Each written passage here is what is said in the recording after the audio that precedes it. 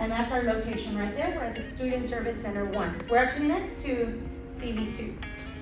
Now, on the right-hand side, you'll see what we call one of our recruiting events. We have many names and many formats for these.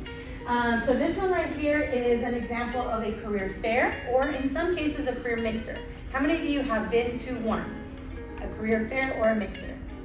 Okay, how many of you haven't, but now that you are maybe starting to think about a job or an internship, you're thinking, okay, maybe I need to start going to these. Yeah. You want to be well prepared for them and bring copies of your resume. So this is just an example of what it looks like. Our office puts together all types, lunch and learns, meet and greets, career mixers, career fairs, and they are all different variations so that you all can get in touch with different campus recruiters who want to hire you for internships, part-time or full-time opportunities. These are a blend of, some of them are virtual and some of them are in person, okay? Best way you can find out what's coming up is by going on your Cougar Pathway.